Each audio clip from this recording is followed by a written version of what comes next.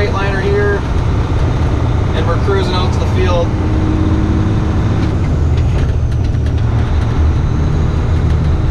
The shift pattern's a little different. Well, the pattern is the same, it's just a little more tight in this truck compared to the Kenworth, so I'll probably grind a few and people will tell me how much better drivers they are than me, but it doesn't really bother me.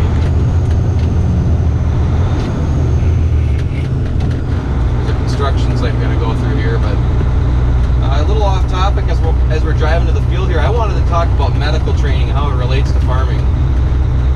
For those of you who don't know, or you're new to the channel, my full-time job, I'm a deputy sheriff, so I do some medical training through that and experience some things with the medical side of things there. What I want to encourage people is, I hope you've put thought into what happens on the farm. We're around a lot of dangerous stuff, and as it relates to farming, it's we're more prone to injury, obviously. I want to blow these guys' door off.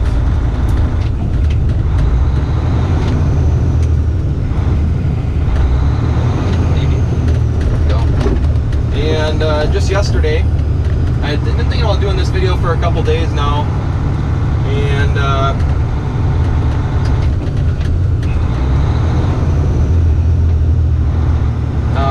just yesterday I was climbing the ladder on something, the rung gave loose and my hand caught me, and I cut my side of my finger open, and I didn't really have any like decent medical stuff there.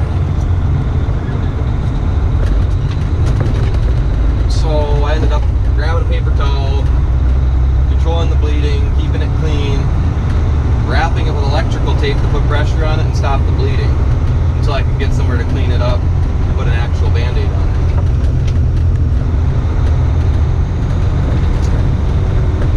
And if your plan is to have 911 come, I like that plan, but living out in the country, you have to kind of figure on it's going to take a little longer for them to get there. And in some farming communities, that's more true than some, you know, because I think probably the average response time around here is probably 5 minutes to anywhere to 15 minutes. So what I kind of want people to start thinking is, what can you do in that 5 to 10, 15 minutes that, I'm trying to squeak by our other truck here, I gotta go turn around a little ways down the road though. What can you do to help save your own life or save someone else's life?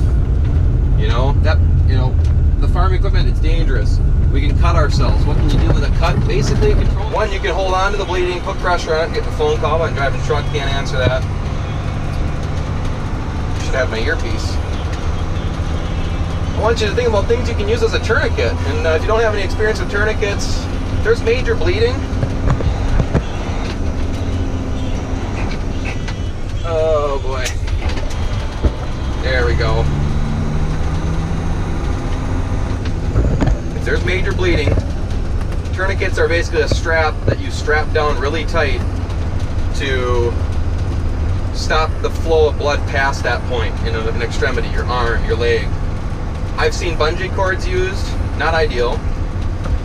But think of the things you can use as a tourniquet. Your belt, baler twine, wire if it's around like your sweatshirt or your arm. Anything you can use to squeeze that arm, squeeze that leg to stop the bleeding. Because there's times where you're going to bleed out faster than that. And I hate to say it, but think about that stuff, people, right? If somebody falls off a grain bin, our initial reaction is always to move them. Quick, get them back up, sit them up. Try to hold them still. Hold their neck, hold their head, and don't move them until medical people can get there, right? If you move them a lot, you can actually cause further injury, if not make the injury a lot worse. So, don't move the person. If you get in, like if you stick yourself with something or you fall on something, no, they shut my gate where I need to turn around. I'm gonna have to back up a good ways here. Like a quarter mile. No, that's okay. I'll finish this video here on the side of the road. If you get stuck with something or you get, you know, if you impale yourself with a blade or something, our initial reaction is always to yank it back out. Put some thought into not yanking it out.